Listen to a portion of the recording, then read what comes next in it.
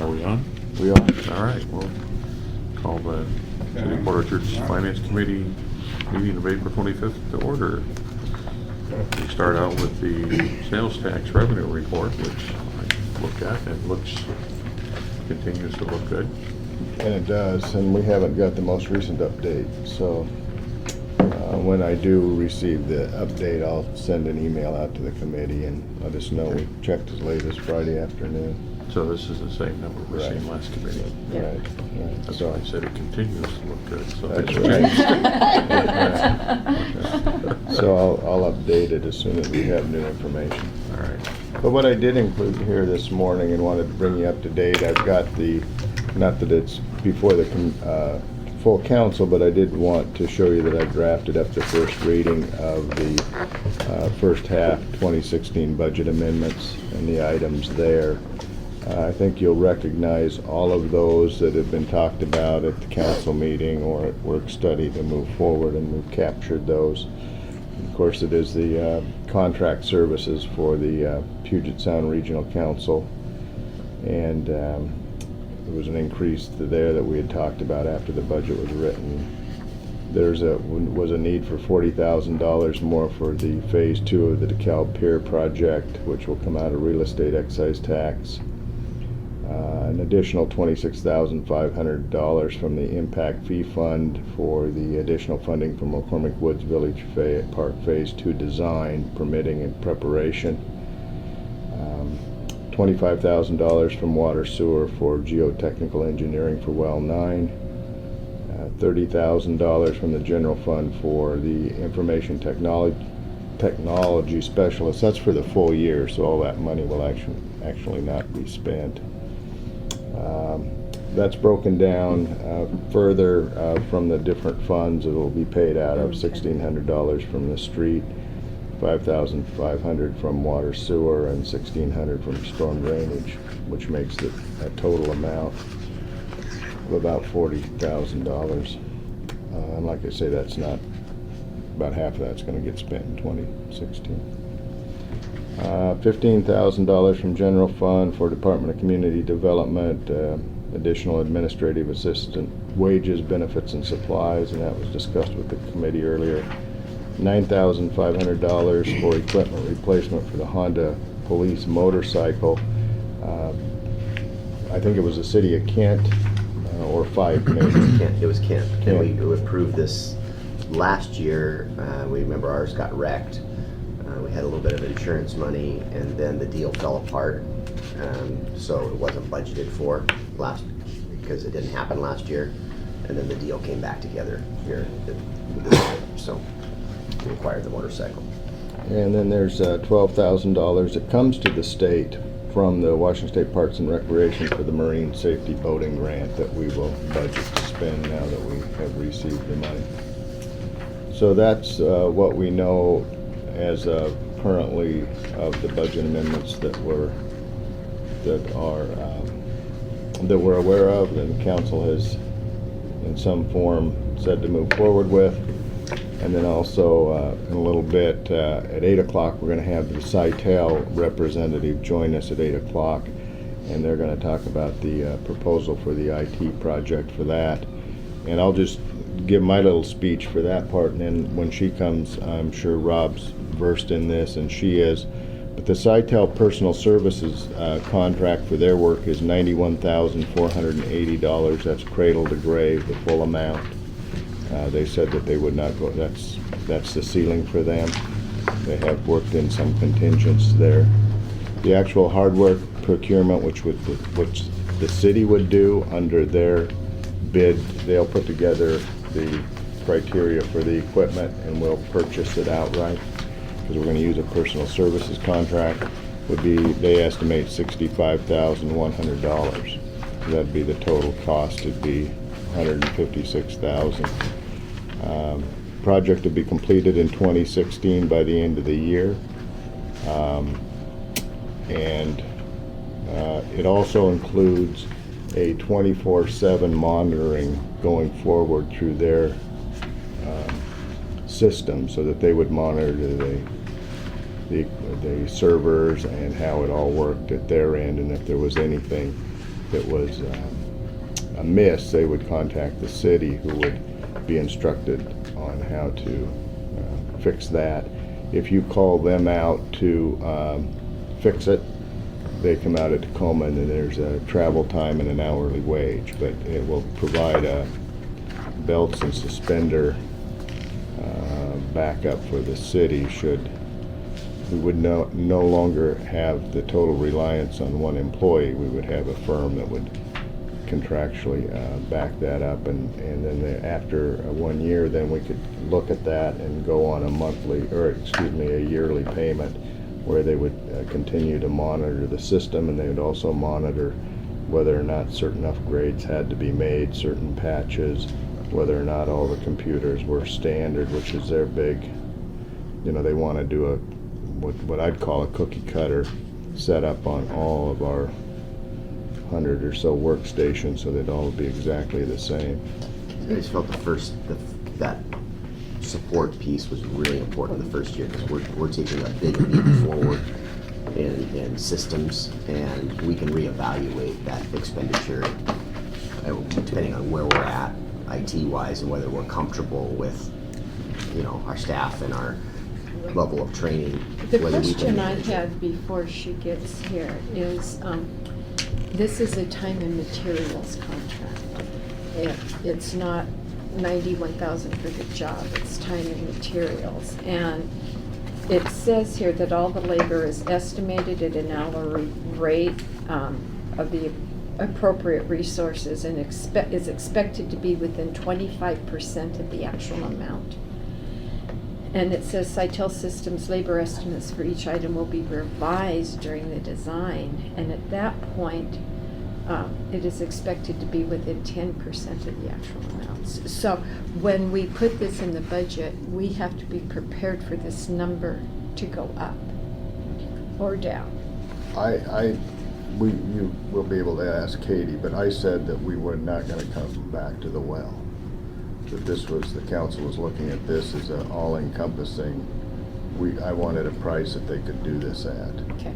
And So also- verbally, and I think Rob's been in the room, they've said, yeah, we can do it for that, because I said, I don't want to come back, I'm not going to come back to you. This is. Well, 'cause th- th- this 25% them- is this- yeah, significant. We're hiring an IT support person, and we have our current IT person. This envisions them doing everything, and they aren't. We don't believe they're gonna have to do everything. This is a worst-case scenario. We want to implement this and get it going. When you say these guys are gonna do everything? This is them doing everything. Everything. Okay. Okay, but I really envision them doing 90%, and us doing some of it. But that means we've gotten a person hired, and we're comfortable with that person taking on some of these tasks. We're trying to give correct me if I'm wrong, we're given the worst case scenario. We believe that our person doesn't have the ability to do as much as we hope he can, and that our IT support person, we can't find the right person, and we're moving ahead anyway because we know we've got to get this done. I just saw those numbers and it came forward to me, and I thought we need to at least have that conversation. Right, I sent her an email on Thursday or Friday and said one of the things that you would have interest in is how we were going to use our own staff in this implementation and to what level they can, and that speaks to what you're talking about. But I asked for, as Rob said, worst case scenario, because I don't want to come back. Yeah, and that was mine. This 5,000 for the workstation management tool, and what that is they build. So we've got 14 PCs sitting in a box downstairs, and currently our process is we build them one at a time and load drivers, and they don't always end up the same. And what this is a tool that builds all the software for it, and I don't know, somehow you shove it in there all in one fell swoop. And so it's an expensive piece, but what it ensures is everybody's PC is exactly the same. Yeah, I wasn't worried about the details of what they were going to do because they're the experts. I'm not. I was worried about I was just the questioning numbers. some of the myself, and I was sharing some of why that was important. that. And I think that's a good due diligence, you know, ask her exactly that straight out, because we've had that discussion, and that's why she'll be here. So anyway, she'll be here at 8, so I'll just So defer to the rest of the what's the meeting. timeline for this project? What, End of the year, and I'm pushing hard to get the 3 or 4 big pieces, like our servers, our Wi-Fi, those, you know, those big pieces, I hope done in about 90 days is the goal. For sure the Wi-Fi, that shouldn't be that difficult to do. Well, I'll meet with, you say to move forward, then I'll meet tomorrow with Sharon Cage to go over the final piece of the personal service contract. We'll negotiate that final piece with Sitel, and then you'll have it in front of you to approve the contract at the first available meeting, either as early as the first meeting in May or the last meeting in May, which will be timed about the time we go out to look for the part-time desk help person. And that part-time desk person also, since we're not IT experts, the county has offered to lend us one of their support people, the supervisor. Oh, it's for someone interview. For our interview panel, so that we can get somebody that knows more than us. Thank you. The next item we're gonna pull, Ellen and I aren't quite ready on that yet. We're lease. uncertain whether we need to have an appraisal or not. We don't believe we do, but we don't want to proceed and find out later we needed an appraisal.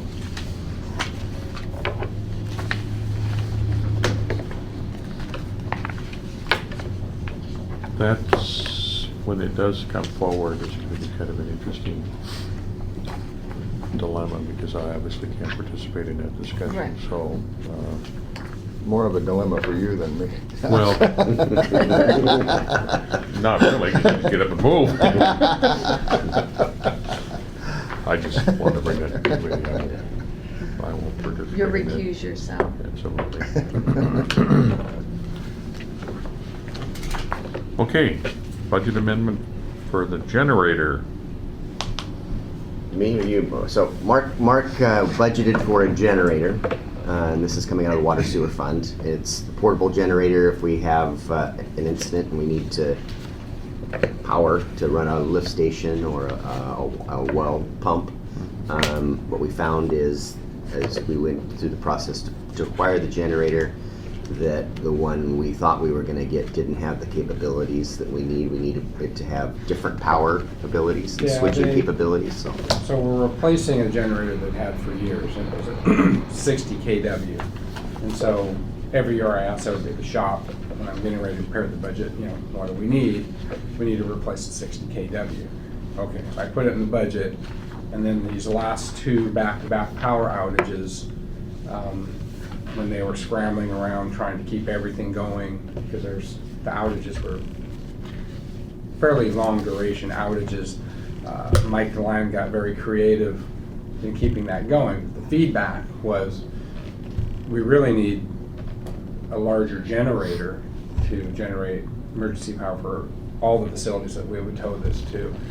And he's gonna wire it up with different colored pigtails so that, okay, for this generator, it's this one. So long and the short of it is, recent experience said that we don't need a 60, we really need the 140. Actually, we were looking at 150, but the 145 was a lot less.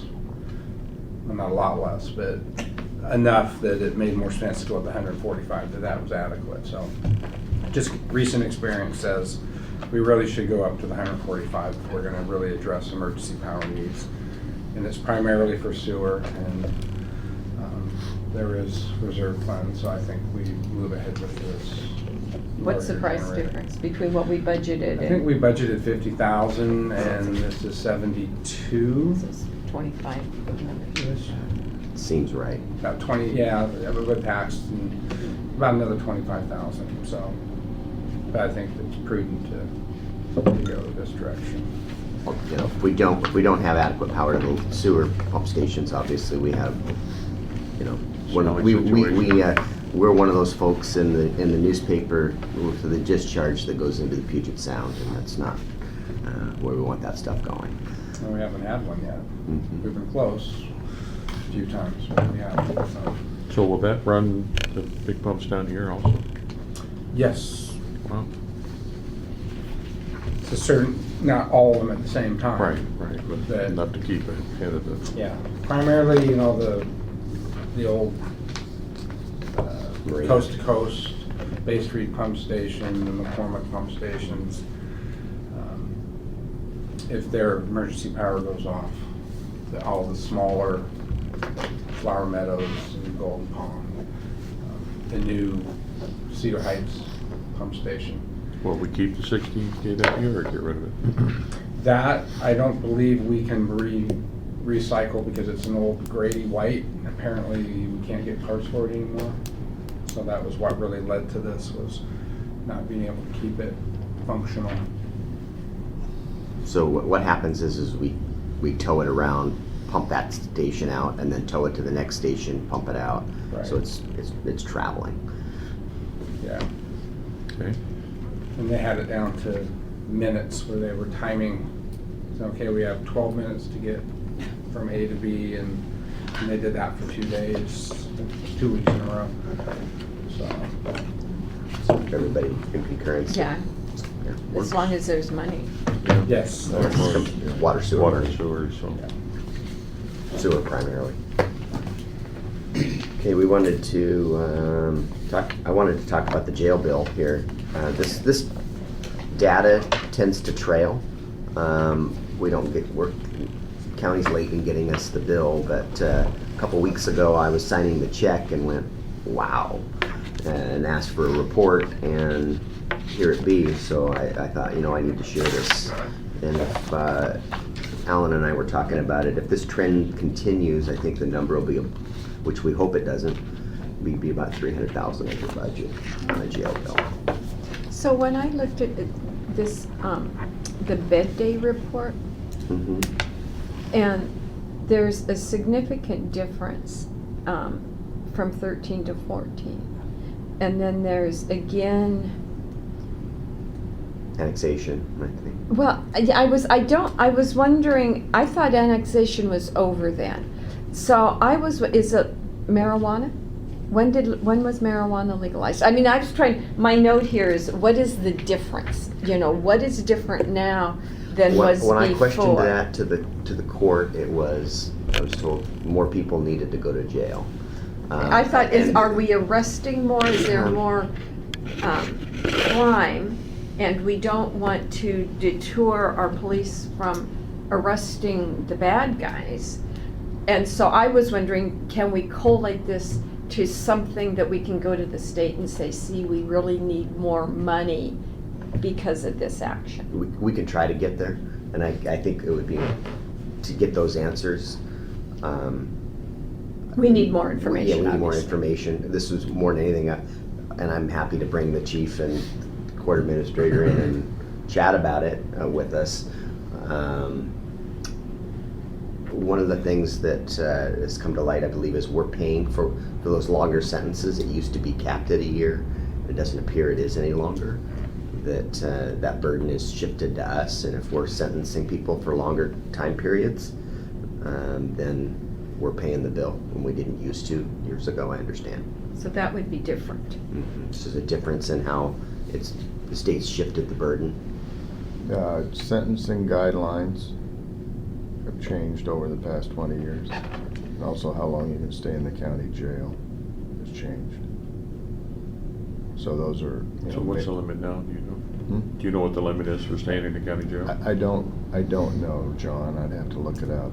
But I've known since I started in '89, that's been the scope creep, and it's typical that, citizens ask for stronger laws for criminals, and the legislature responds, but they respond to make it a local cost burden. Just rather- expand our obligation. That's Yeah, but- right. That's and been the trend. I know that there have been increases just in what we pay per day, which And that's. Which that's- results in the dollars and Yeah. cents, but I was looking at the hours. The bed days, The bed days. the bed days have jumped dramatically, Yes, and that's sentencing. And- yeah. or the number of people we have to sentence. Mhm. Yeah, and I Well, it wondered would what be a combination. created. Combination. is. It's a It's combination. really a combination of the number of criminals going there, how long they're being put into jail, and then how long we have to pay for it, as Ellen Right. says. It used to be that anything over 12 months, they went to the state penitentiaries and state took it. But if they allow people to stay in county jail for 16 months, then we get to pay for that additional 16 months. or 6 months. I know 2 years ago, More John months. and I, as members of the finance committee, attempted to get, Yeah, I was at that. yeah, Bracelets. we wanted to do some alternative sentencing, and our judge wasn't receptive to it at all. So, you know, where it's separation of powers. I mean, if she wants to put people in jail, they're gonna go to jail, and some other folks are using alternative sentencing, bracelets and so on and so forth, and we're not. You know, because we're just, you know, really starting to think about the 2-year biennial budget now. In at least my shop, you know, it might be wise to, as the mayor offered, to have the police chief and court administrator maybe present at the next meeting what they see the future to look like, because you'll remember last fall, I thought that I had captured enough money when I said, hey, we're gonna be over 600, you know, 700, nearly $700,000. I thought that was gonna be enough. And it's not, apparently. Well, and then, you know, one would assume that the revenue side of these issues, well, I guess you can't assume that the revenue side would be going up, because that's probably why they're going to jail, because they're not paying their bill, yes. But I just think that if there's an increased volume of bad guys coming in, at least a percentage of them would be paying. So we should see an increase in the revenue side, not anywhere near this, but Right. at least a little bit of an uptick. So if, This is more than anything, I saw an alarming number, I just wanted to well, say, carrying hey, it out Is- to the end of the year, and if it does in fact end up being 300,000 different, then we need to figure out how we're going to pay that bill. Yeah. And so what are we not going to pay if we're going to pay that one? And it's really gonna impact you in that next biennium, because it's gonna come out of fund balance this year. 'Cause you do have enough fund balance, that just means that you're gonna start have less. less money next year. Right, to which spend. then you get the multiplier effect on top of that in the biennium. And So then it's we- not yeah. 300,000, it's 900,000 because of the biennium. Because we have to budget, well, here's our new base, and we need to budget that much more 2 more years out. Right. Yeah, he's right, 300 is 900. And, you know, by 2019. So, So Shocking. again, I'm going back to what my first comment is, I wonder if there's any way we can get the data and I will- put these numbers to a specific thing, and maybe we can Well, ask the legislature. I mean, I'm thinking specifically marijuana. We got, what, $60,000 from marijuana last year? And if you can show hard numbers, you know, maybe you can get more. I don't believe it's, You know, from the when I've conversations I had with the chief, we haven't seen crime related to the marijuana, but I will confirm that and find out. yeah, I'm just looking for money. The holidays tend to be growth months, and according to when I was chatting with Deb Hunt, and people get together with their relatives and you don't get along and somebody's got to go to jail. And Well, it would be interesting to know where we're seeing the increases Yes. in crime. I've made as myself a well. note that I'll get back So instead of to the them just chief coming and- here, that'd be nice if they could do some research for us in Yes. advance, so. I mean, if it's marijuana, or is it shoplifting at Walmart, or DUIs, or what is it? Where we're seeing a dramatic uptick. yeah, and finance put this together. Yeah. This didn't Yeah. come out of the Yeah. board, so. Well, I was we're just bringing the signing- experts to us. Yeah. Not that you guys aren't, but. Well, we just watched the money. Yeah, Well, Yeah, no, exactly. I signed a check and went, whoa, wait a minute, why is this so big? And then I got the report, and it's been 2 months that way, so Thanks for bringing it forward. sorry to bring forward bad news, but I figured I needed to share. Okay, More to come. alrighty. Randy, social media. Yeah, so the police department has asked for a separate Facebook page. They want to use that for outreach to the public, not only for just information that's going on, but also to see if they can use it as a more of a tip line type of thing, and trying to get information out there on not necessarily fugitives, but more of just more than just the traditional updating the community on the neighborhood watch type things. And I let them know that in the policy that we adopted, it does state that they can have their own page upon the discretion of the mayor, but how they want to use it wouldn't fit within the policy, so we would need to update the policy, because right now the policy states that if somebody were to have a social media page, they need to make sure that it's a secondary copy, meaning that it has to be on the city's web page, or the original content has to be posted somewhere. And so that isn't going to work for our policy. So they've asked me to bring it to the committee to see if they would be interested in amending the policy, meaning that they could use it for original content. And they asked me to look into a social media archive solution program. And I have reached out to a couple of different agencies, I guess. And found one, was pretty happy with it. It's just a month-to-month type of thing, $199. It goes and captures all of the posts, archives them. It even sets you can go in and set the retention policy according to the state, and then it will pull it aside, and when it's met its retention, then we can delete it, or dispose of it, however you want to say that. I checked out, this is also the same archiving solution that Kitsap County uses for their social media, CTAC, and the City of Shoreline. I have reached out to the South Kitsap Fire and Rescue to see what they use, because I know that they're active on Facebook within the community. So I haven't heard from them on who they use, but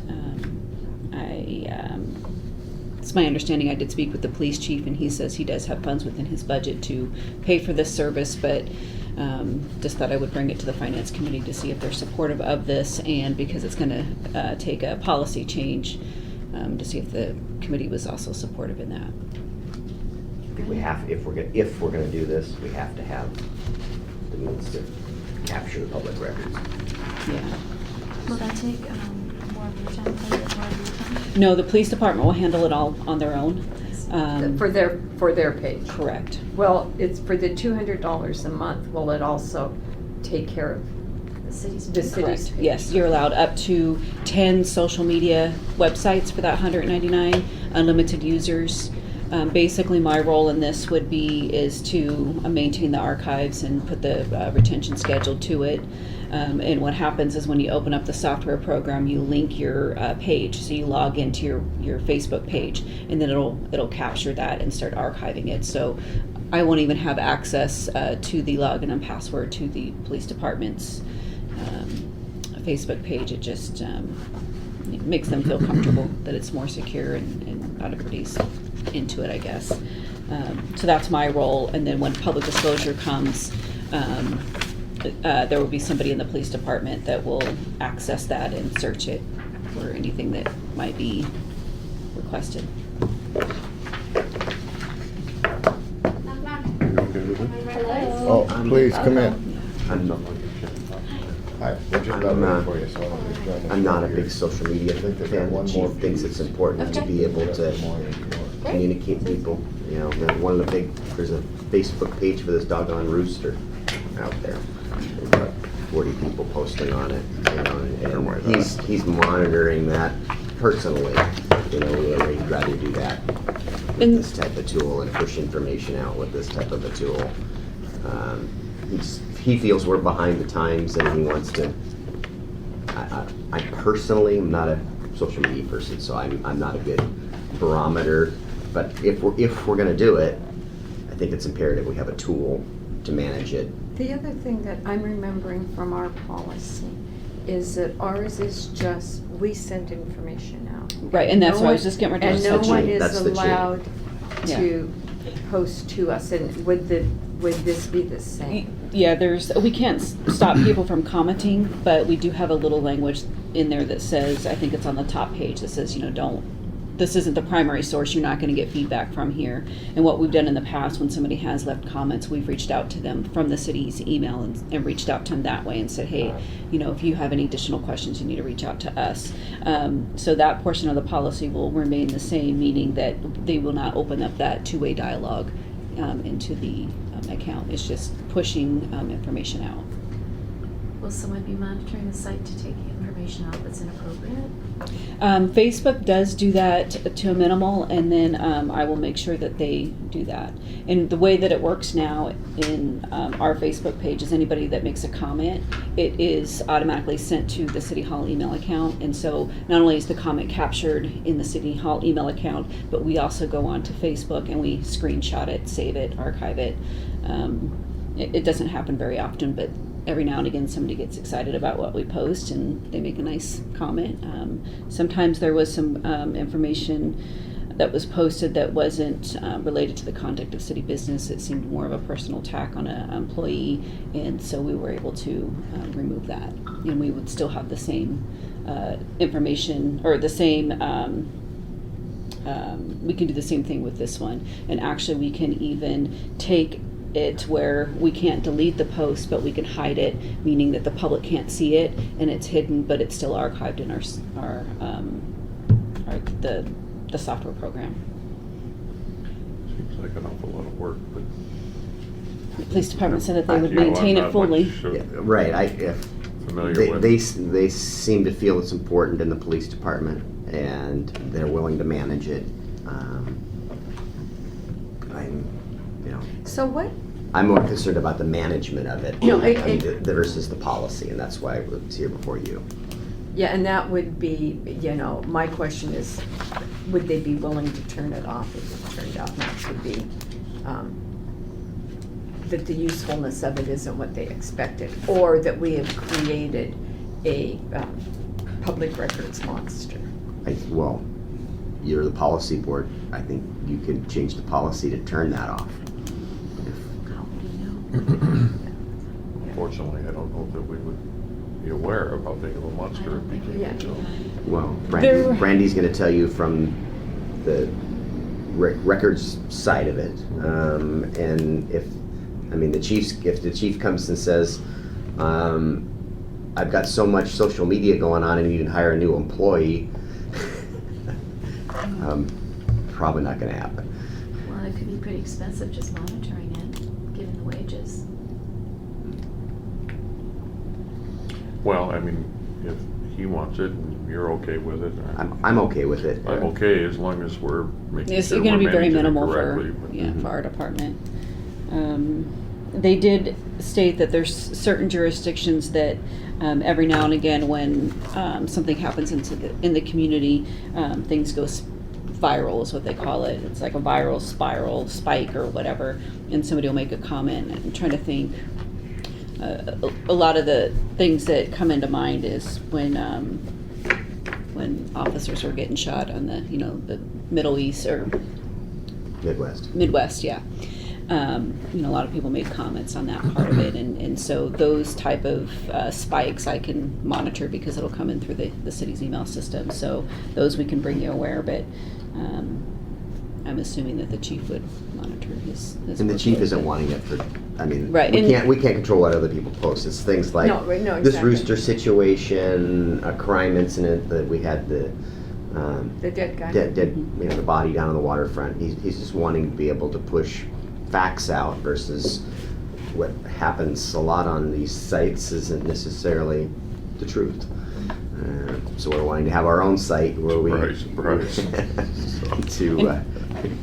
actually get Like facts out John, I'm there. not opposed to it, I'm also not thinking, Yeah. Yeah, that's where I'm at too. And he did mention just Facebook. I know that the detective originally asked for Facebook and Twitter, and he said he wasn't interested in the Twitter part of it, but Facebook, he would like to see how it goes. So it's my understanding just Facebook for the police department. You okay with it? Okay. All right. So we'll bring forward an amended policy to the council, probably first meeting or last meeting in May. A cautious recommendation is what I Yeah. sense. Mhm. A cautious level of Review. support. Yeah, there we go. Maybe in 6 months or something. Chairman Clausen, Katie Malik's here from Sitel. Oh. Nick, how long do you have? You might want to do yours and then you could pop out of here. 5 Mine minutes. shouldn't take more than 5 minutes. Would that be all right if we go ahead and have Nick do Sure. his? Sure. And then, yeah, we'll have Nick do his and then Okay. the rest of the meeting will be Sitel. Awesome, we are back here until you need me. Oh, you can join us. You're So at- welcome. You can Okay, vote. Hop in. Hop in. So at the council retreat, we discussed the current status of the city's design review process and the fact that we had some storage projects coming in, self-storage and other metal buildings, and there was some concern on council that in this current wave of development that we make sure that the end product that we're getting is something that meets our desires for a community aesthetic. And so we kicked this around, I believe, at the or the Land Use Committee and the Economic Development Committee, or possibly only one of those. I yeah, don't just remember. land use. Okay. In any event, we did a consultant selection off of our consultant roster so that we could get a scope of work and a fee for this. There are a handful of companies in Western Washington that do this kind of work. And after reviewing the statements of qualification, Makers Architecture in Seattle, we felt like was the most qualified for the city. And so we started working on a scope of work and a fee, which has been provided to you. And so this is proposed as a, I guess, 7 to 12 month process, depending on how quickly we can go through a public process. And really, a lot of the work that has to be done on this is actually going out to the community and capturing what the community wants things to look like moving forward, not just, it's easy to pull good design off of a shelf, but does it fit Port Orchard? We really need to do that outreach to make that determination. And so Makers is prepared to do that sort of work and then to do a very detailed design manual that can be adopted into our code. And so rather than having a board that you have to take a project to and they sort of, don't want to say arbitrarily, but they kind of say that we like this, we don't like this, and there's no basis for that. This actually creates hard standards and then provides a process where if you want to deviate from those standards, you can work with the design review board on a solution maybe that's a little bit outside the box. In any event, this would dovetail with the other code updates that we're doing and hopefully create a more streamlined process for developers so that they know exactly what they're designing to and what the requirement is, rather than going into a process where they really don't know what the outcome is going to be and they have to invest money just to find out what they may or may not be required to do. So the cost was $39,000 for that work, and you'll notice that Makers hired our former intern. Scott. Yeah, so he would, and I've worked with Bob Bingford previously on a project like this where we had a grant to do design guidelines, and he's done this now for 40 or 50 communities around the country. I think they're doing work for Bozeman, Montana right now, and another city back east, I forget which one, but they've done a lot of work in this area as well. I think this is we really want this, and we need to do this at some point.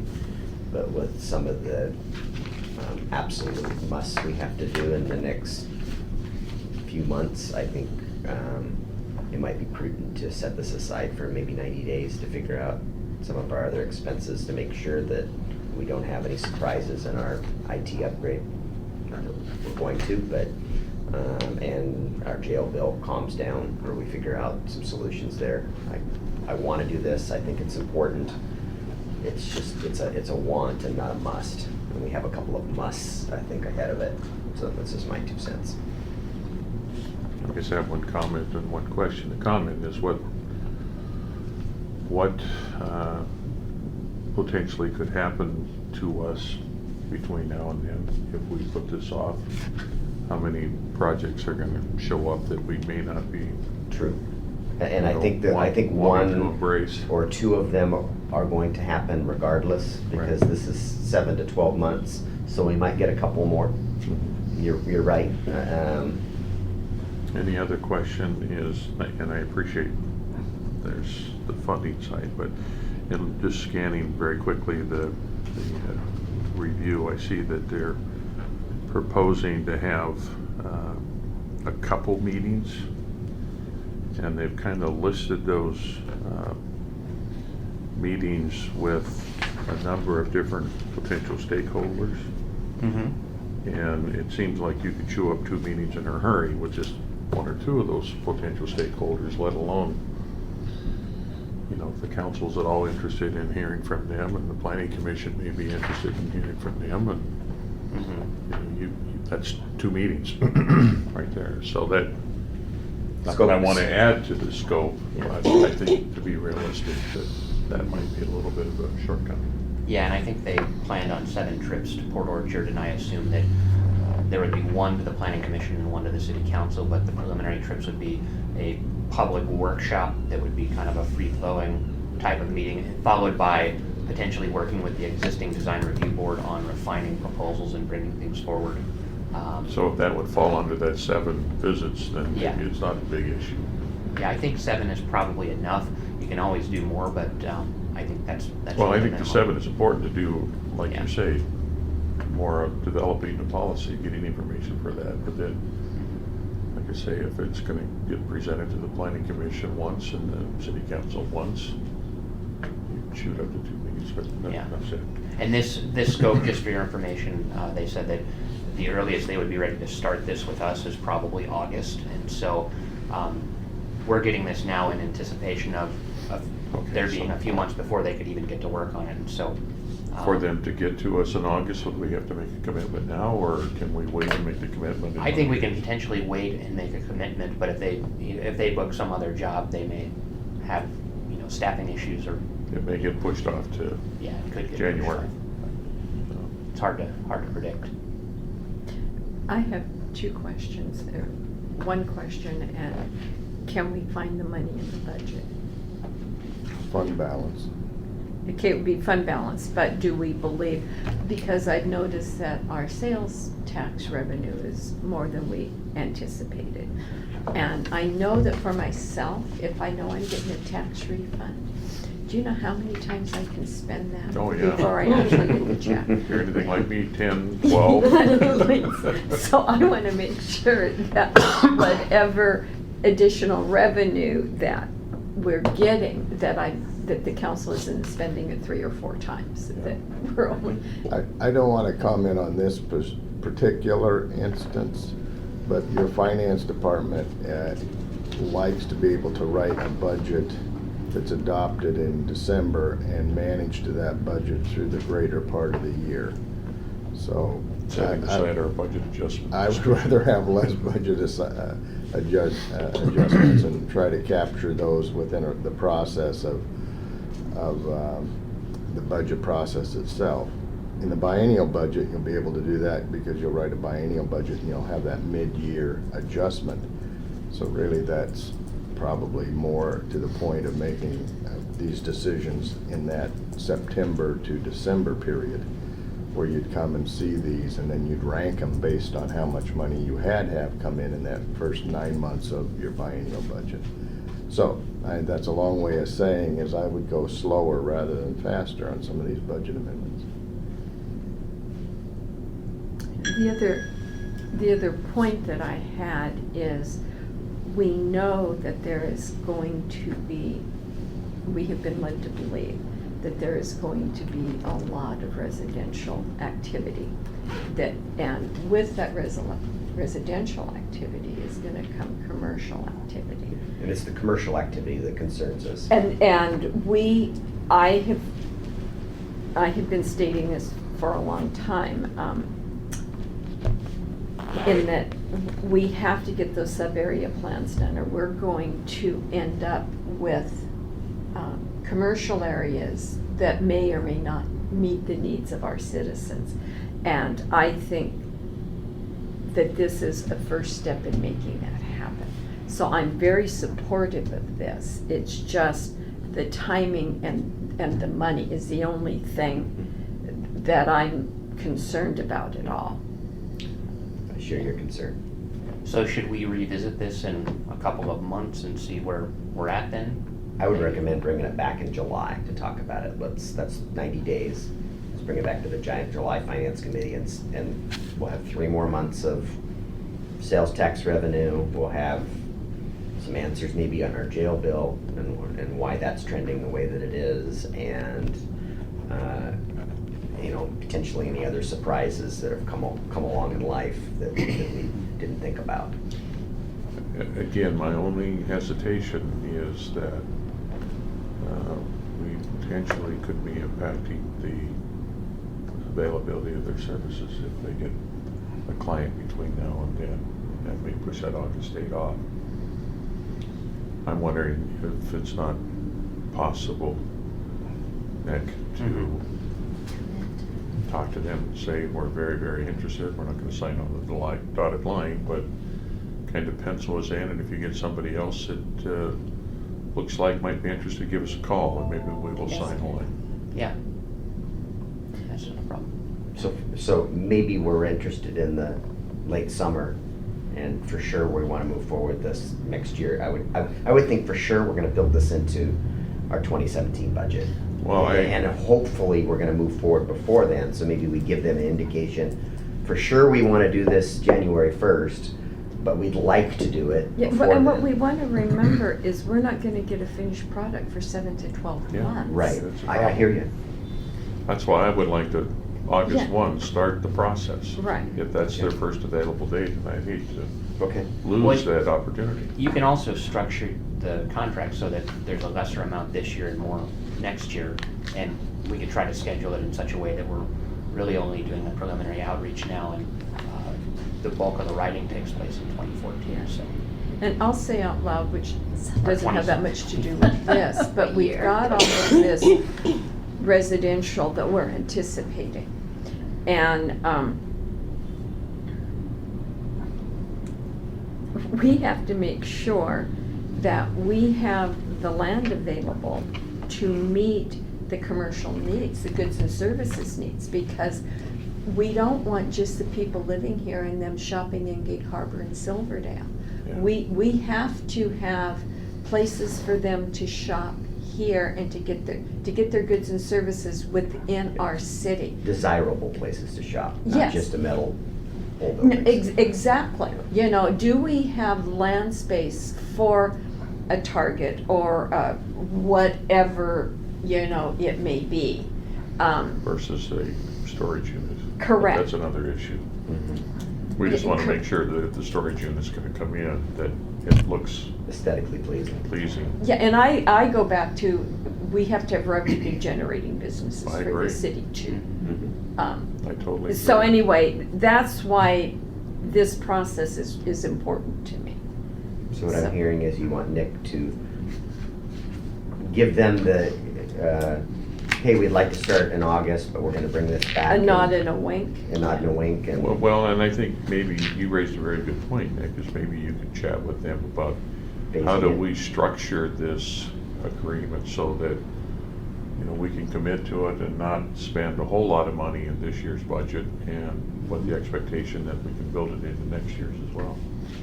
So look at the scope and see if there's things that can be done to tweak that. do you want it back here in 60 days versus 90? To talk, because otherwise. Or if we wait 30 back- days. Or next month, next month with the scope. Yeah, If- let me I'd like to go have talk it to the consultant, before. and the other part of this that we can, in terms of my existing budget, I'm not sure if all of you know, but one of the planners, Elle Davis, is taking a different job, and today is her last day, so depending on who we hire, we may end up with more budget capacity, or we may end up short there too, so we have to kind of wait and see what that looks like. So hopefully we'll know that by next month as well. Is she processing permits? Yes. Yeah. So, anyway, on that note, I think I went over my 5 minutes. You did.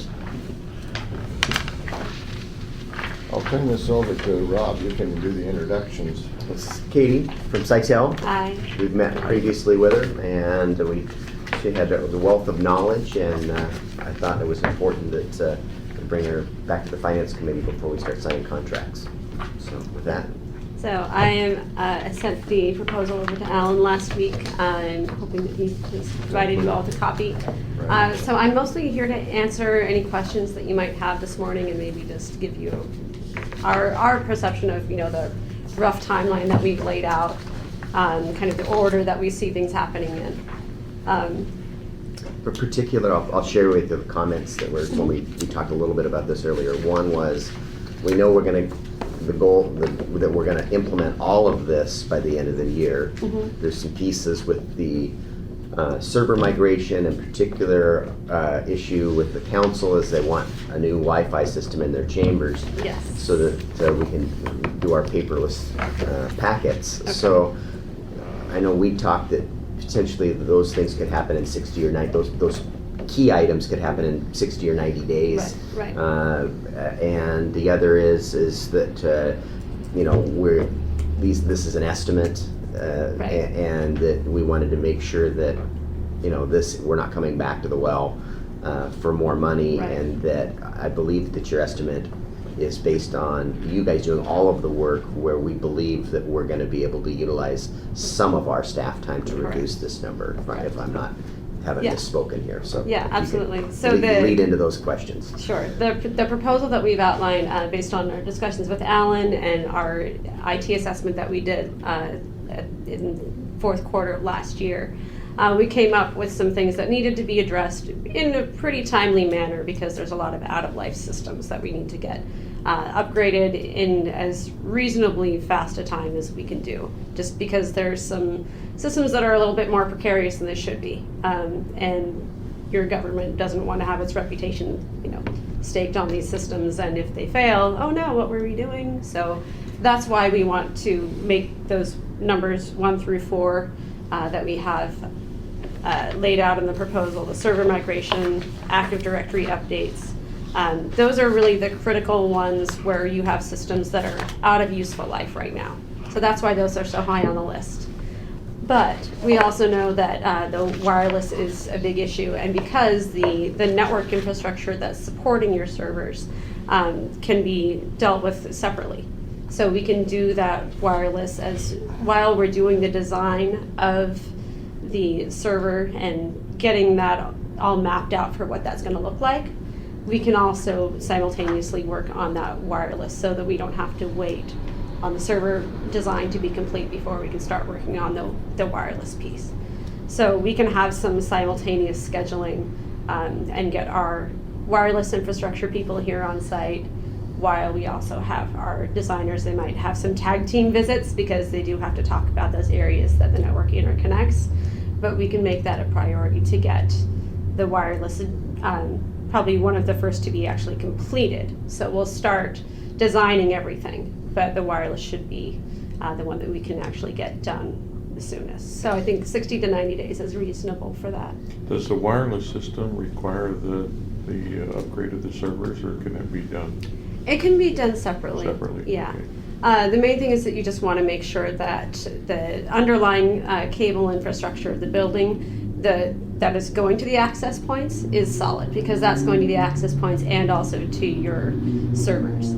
So making sure that infrastructure is all in place, since that's going to be supporting both. That was gonna be my next question, is Yeah. did you get a chance to look at the physical wiring of this building? I believe that our estimate for the wireless included the addition of some additional wireless access points, especially up here on the 3rd floor. I'm not sure what level of actual physical crawling around they did in the wiring, but in the network assessment, there was definitely a look at is the infrastructure solid. And I think there were a couple of small areas where there was some things noticed, like there was a potential problem with the HVAC not cooling the data center, and so we consider that an infrastructure kind of item. And then also there was an issue, just a small thing with the actual cables that go to various connections in the data room. We like to see color coding so that you can tell easily what's going to what. And if you need to change something out, you don't have to say, oh no, which red wire, because they're all red wires. So just a color coding, that can be something that can help you troubleshoot in the event of an accident or a crisis. You can easily see what's going where. But I believe that in terms of the actual building cabling built in, that you're probably pretty ready to go there. I question that. We're 17 years old. We were at the Okay, so beginning of some of yeah. that technology, and Yeah, it's so safe to there's- assume that we're going to need some cabling. Right. We have vendors who we work with all the time when we need additional cabling runs for wireless projects. So if there is something needed, I'll talk to Alan, see if it's something that needs to go through your procurement process to get to bid. I would expect that to be one of the more time-consuming things if that is required. Right. So we try and get that part done as soon as we can, so that you can have the time to go out for bids and get those back. But then the actual wireless devices themselves that we use for the access points, I believe we're recommending a system called the Meraki, which is a centrally managed wireless system. So currently, the older style wireless routers have, say, an access point here, and one here, and one here. And if you're floating in between, you can only talk to one point at a time. So that's where those signals can start to get weak, and you start dropping information, and it really hangs up and gets really slow. The newer systems actually talk to each other. So if you're in those in-between spaces, then they can actually share the load, and you can actually be communicating with two devices at once. So that centrally managed piece can give you a lot better signal in kind of those weak areas that are kind of not quite on that device and not quite on that one, but you get a lot more strength in between that way. Our biggest issue is really reliability. Yeah. We have a very somewhat unreliable system. Okay. It's That's down quite frequently. so our kind of three words that we like to incorporate in everything that we build is security, reliability, performance. So that's one of the things that we look at is, what level of uptime is required and when, and making sure that you have the processes and procedures in place to meet those. And if you don't, you have practices that you can go through when you're reporting your issues to your IT department or whoever's managing your IT, to say, hey, this actually didn't meet our service level. We need a better level of response, and you kind of have those metrics that you can say, this wasn't up to par. We need to go through these procedures to make sure that this happens in the future. So that's how that's structured. My question on the proposal, I didn't get into what you were gonna do, Mhm. because you guys can figure that part out. Mine was that it was a time and materials contract, and that you have, I know, put a lot of effort into coming up with the numbers you have here. But you do have the statement that all labor is estimated at the hourly rate of the appropriate resources, and is expected to be within 25% of the actual amount. And then you say that once you get the design step done, that you would be within 10% of the actual amount. I guess my question is, how close do you think your numbers are? Do you think, because 25% is a significant Yeah, that is a amount. significant. And really the reason that we have that caveat in there is because we don't know the final design yet. So this is our large number of, okay, everything that we could possibly need to do by the end of the year, what could that be? So we've been trying to make this as comprehensive and large a number as we can, knowing that we might need to overshoot and dial it back. So of the projects there, those are our best guesses for the high end of what that would usually come in as, based on the number of servers that you have involved and the kinds of workstations and just what we know of your environment. So if we look at the IT life cycle, step one is assess, which we did last fall. Step two is the design and planning. So that's really where we are with this, what we're proposing for the first item, the post-assessment IT roadmap, and that's where we come up with those more solid designs of these are the actual projects that we're going to do, and this is how we're going to do it. And so when we do that, that'll be where we get it into within about 10% of what we think it will actually be.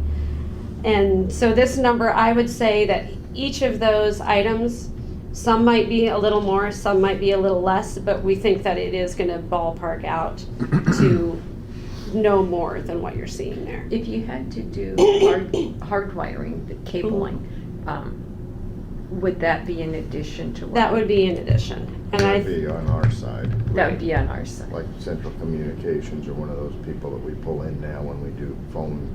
We have them pull cable all the time. Okay. On occasion, let's say. Yeah. So, no, we pay for that. Mike DeLine does some of it too. Right. We now have an electrician and part of Public Works too. Just depends on what the workload is there, Okay. whether it makes, if it's one line or 10, Yeah. and his Right. his And time we did constraints. include a little allowance on the cost summary page under the equipment. We also included some labor for cabling in the wireless project, just saying, oh, we might need a couple thousand to run some additional cabling runs. So we've tried to include those expenses as we perceive that they would be. They're just unrelated to us. So as we get the high level design, because that's where we're looking at the strategy of what projects and which specific technologies would fit your environment. So that's where we can ballpark and we can give you the more solid saying, yeah, we think this is going to be plus or minus 10% for each of these. And then, so that's where we can give you the precise budgets for each project. And then as we start each project, that's where we do the detailed bill of materials for everything that's going to be needed to be purchased, and where we can get the really solid, dialed down, detailed design for the project. So that's the first step in each phase as we start each project. And the time and materials, we consider it a time and materials not to exceed.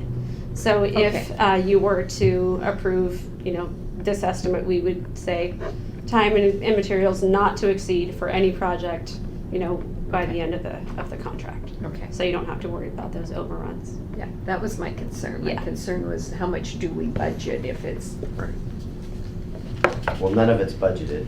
All of it's a budget amendment. that's correct, But that's how correct. much are we going to amend for? Yeah, Yeah, 80% is gonna come out of current expense, the other funds, based on our cash.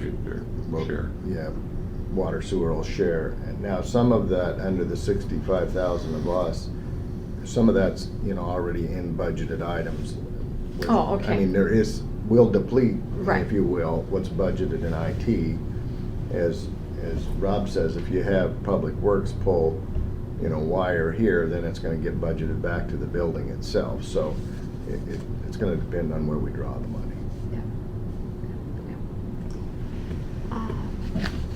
Other questions I can help you with? Are there any more questions? no, again, the actual work you're doing, I'd like to have them hear that we're gonna have your firm monitor going forward, and that they would have the option to do it over, a long period of time to have you monitor.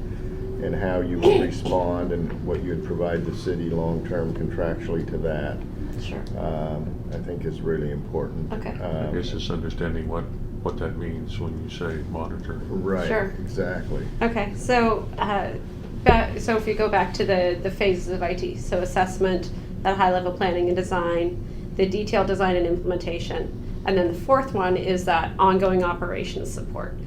So this is where if you have internal IT staff like you do, where they're often the go-to day-to-day person. But you also have those scheduled maintenance kind of events that need to happen, like, if you have a car, you know that you're going to need to change the oil every 3,000 to 5,000 miles. So we also have those preventative maintenance things that need to happen on your servers, especially Microsoft servers. There's a lot of updates that need to be run. So it can take a little bit of babysitting for IT staff to do. And if they're running around all day, troubleshooting end user issues, or I can't print, or the wireless isn't working, or any of those kinds of issues, then it can kind of put those important but not critical urgent things on the back burner. And so what the monitoring does is it puts an agent on your servers that phones home to our office. So we can see what's happening, and it generates a monthly automated report for your IT staff that gets emailed to them so they can say, hey, you know, we haven't run these 3 critical updates on the server. We need to take care of that. Has your backup been running?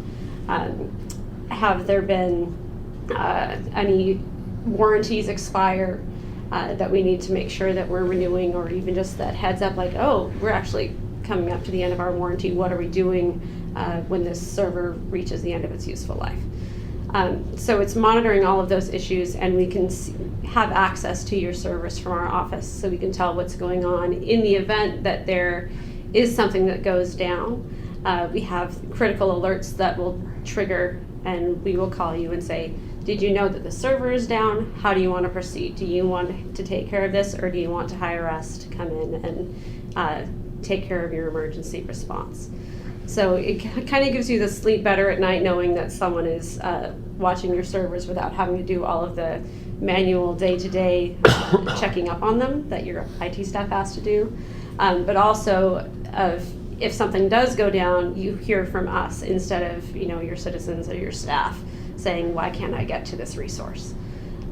So it's good from that really proactive perspective of making sure that your systems are up and running. So the SRP server that we've proposed is that monitoring package, and that's to monitor, assuming that you have 5 servers, that $3,000 a year covers up to 5 servers. So we can be monitoring each of them.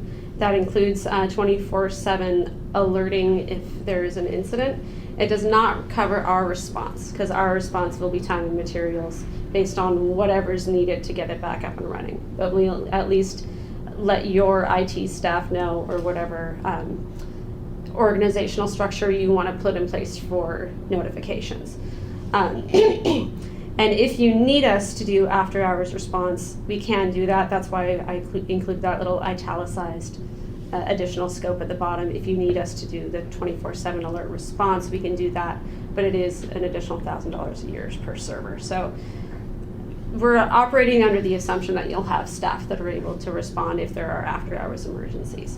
But we could always add that on later if necessary. We tried to set this up so that the city going forward would have the most available options to it. And one of them we said is, what happens someday if we had more help desk people than on-site IT manager type of staff. And one of them is, what happens if another agency actually provided the oversight to the servers that's already doing that in some kind of economics of scale. So in talking to Sitel, we said we wanted a system that was compatible. The county actually is probably the most up-to-date, I would guess. Yes. So Sitel has said, yes, our system would be compatible to that. We're also, and that's correct, and we also use their firewall and their system to get into the city or into the statewide system, so that all fits. So this is going to be set up that way. Is that correct? I'm not really privy to the technical details of Right. what's going through what firewall, but I just know that on the servers that you have on premises, if for some reason they're unable to communicate with something, it'll trigger an alert. So I think you would have to ask that question probably with Whitney Hansen. Yeah, I've But- talked to the other fellow too, was, Okay. David yeah, Leonard, yeah. right, Yeah. and said that, so Yeah. that's where Yeah, that's we coming from. currently have Yeah. 8 servers. The plan is to go 4 of them on the cloud, and we have 4 on site to manage the traffic that's here within the building, the systems within the building. Right, right. And then additional resources that we have for long-term oversight. So SRP servers, that proactive maintenance observation, assuming that you have the in-house staff. If you decide to go a direction with staff where you don't have certain server technologies in-house, then you can call us and use us as resources for those services that you don't have experience for, or maybe the county doesn't have spare resources they can send your way. You can call us for that. And we have one service called scheduled support that can be good for those kind of stopgap measures where you know that you don't have someone on staff who's capable of working with a certain technology like VMware, which is a virtualized server technology. You can call us and we can do scheduled support. We're like once a week or once a month, we schedule someone to come out for a half day or a full day and just work on those systems. And the regular IT person here can make a punch list of various issues that they see and say, hey, I need your help with this. Next scheduled support visit, show me how to do this. And there can be some training involved too to help get them more up to speed on how to make those things work. Doing a little bit of, on the job shadowing, learning how to deal with those technologies that are just a little bit more arcane that a line IT administrator might not encounter day to day. And then on security, it's set up so that you could come in and Sitel would, for example, Alan Martin's over IT, Alan Martin goes rogue. Mhm. You're able to come and lock Alan Yeah. Martin out. Exactly. One of the things that we'd like to do, Under the mayor's authority. right, is that, and that's section 3 under IT policy consulting, is defining roles and responsibilities, and also processes for who has access to what, and in the event that any staff transition, whether it's a new hire or someone who's terminated or someone who voluntarily leaves, just making sure that those credentials are all updated. So kind of where the bodies are buried in the system so that they don't have those backdoor entry points where they could come in and do some damage. So making sure that those plans are all established, and then if you need to do that, just give us usually a couple days notice so that we can make sure that we have someone who's available who can come in and make those changes. And my goal is to work with them to get this in, for example, in the 3-ring binders, so that the information's there that carries through long-term for the city. So it's not personality-driven, it's actually document-driven, that anybody can go back and see where we're at. And their relationship would be a contractual obligation, of course, which Yeah, so Would we be wouldn't strong. have, the three-ring binder wouldn't have names of all your various IT vendors and Right. passwords in them. But it would say, Right. there is a policy that's Right. under contract with so-and-so who right, has and this here's what information. we expect to get, Yeah. and here's how we're gonna operate going forward, who's in charge of who's. I have a question that's kind of related, but maybe not. In regards to the hardware, oftentimes you can purchase maintenance agreements from the vendors themselves. Dell is one that comes to mind. In your opinion, is that generally a good thing or a Yeah. bad thing? Yeah. We recommend as much as possible, like if you buy a Cisco router, buy the 3-year maintenance agreement. Or a lot of times with backup software, operating systems, servers, and then networking equipment, we would recommend that definitely. And not only purchasing it, but kind of using that as a benchmark for usable life of the device. Because a lot of times if it comes with a 3-year service agreement, then that's kind of an indicator that that's how long they're willing to support it. So And if it they're was only willing to 3 support it years for and 3 years, 15 then minutes. then you can say, gosh, that if it's going to cost more for them to support it in 3 years, how much is it going to cost me to support it in 3 years too? So correct me too if I'm wrong, in conversations we had before, that if we have that maintenance agreement on it too, 1 year out, and we got that 3-year agreement, if we didn't have that agreement, then we're paying for someone to come and fix this, where they're more apt to not monkey with any of that at all. 1 year into this, we're having problems with this piece of equipment. They don't want to pay to have somebody come and work on it. They're just going to send us a new piece of equipment, Right. and we More often than not, Yeah. yeah. Well, oftentimes, like I said, I know in hardware cases where you can buy different levels of support, and you can have one where basically they're on call 24/7, and if you get a hardware problem, they'll be out there within a few hours. Right. And our relationship, as we're a Microsoft preferred partner, so sometimes we can get a little bit more advanced support access than people can if they just buy something on their own and they call Microsoft for support. You kind of get into that support neverland. So we have some more defined Microsoft resources that we can use in the event that there's additional support needed on those. And we have relationships with all the various manufacturers, Cisco, Dell, and some distributors as well. So if we do need support, we have the people that we can go to specifically on that. I guess my last question is, how soon can you start? What we'll do is I'll need to talk to our attorney tomorrow to firm up that final version of what we sent to you on our personal service contract. Sure.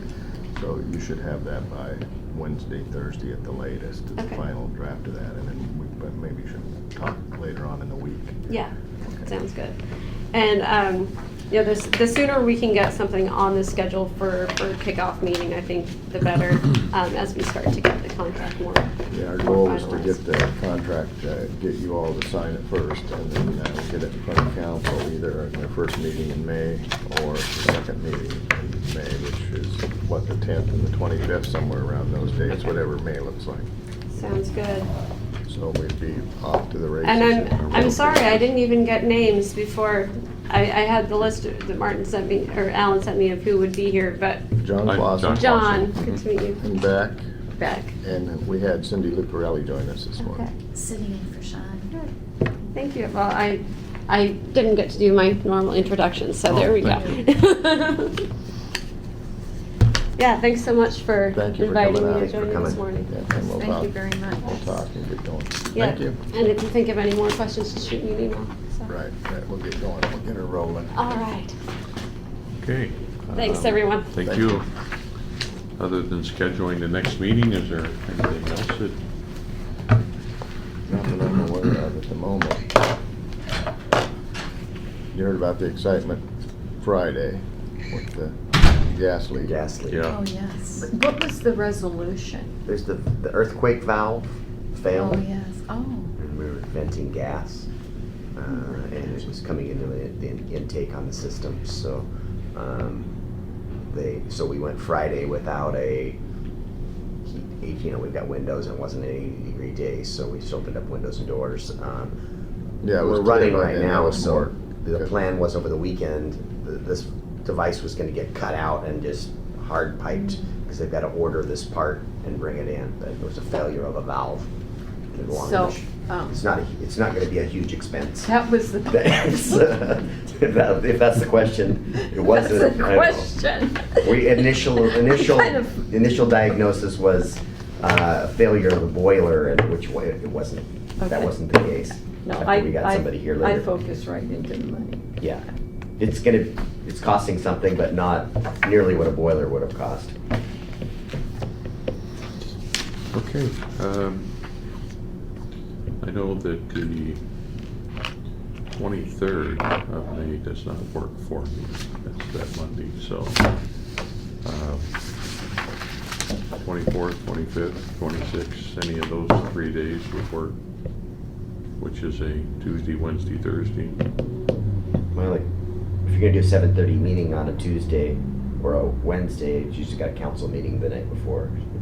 So if that doesn't bother you, it doesn't bother me. Doesn't bother me, but Is Sean usually able to make those meetings? She tries to. yeah, I mean, I don't know. we can reach out to him Yeah. and check. How about you, Bet? I'm going to say this. I'm going to say the sooner the better, because May happens to have 5 Tuesdays. It does. And I happen to be taking advantage of that. Okay, so your fifth Tuesday, you're gonna be out of town. Right, so what I'm saying is, Oh, you'll leave town right after the I will leave town 24th. as soon So as I maybe we don't should do have the to. morning of the 24th. That would be good. Yeah, that works. So that work for you, huh? Yeah, I realize that's right after the meeting, but no, let's just do that, get it out of the way. All right with you? Yeah. Put it in. we all managed to make the other 7:30 meeting after that. Mhm. Yeah.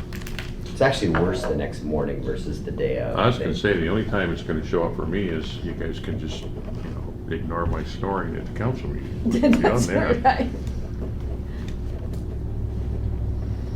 All right, so May. Yeah, no, May 24th. Rob just made a good point. Sometimes it's easier the day of than it is the day after. Yeah. And drag in the next morning. Uh-huh. Okay, well. I my routine, I don't have a routine for schedule, so it could be just whatever. I guess I've gotten used to it after so many years of. Yeah, and I it's don't- not just here, it's Yeah, my real job too, so. and I don't care. I will be here at 7:30. We'll send Sean a message. Okay. So we're looking at Wednesday? No, that's Tuesday morning. Oh, Tuesday, the The 23rd. 24th. Oh, the 24th. Yeah, 24th, 7:30. You can be on the road at 9:30 at night. We're helping you out. Okay. I mean, there was an age where I would have done that, but. Well, there's a Yeah, I group know. of us that are planning a kayak trip up in the Canadian Gulf Islands, and I'm not sure when they're gonna wanna leave, but I told them I was available on the 24th, so. Good. All righty. If there's nothing else for the good or the order, I guess we will adjourn the meeting. Thank you.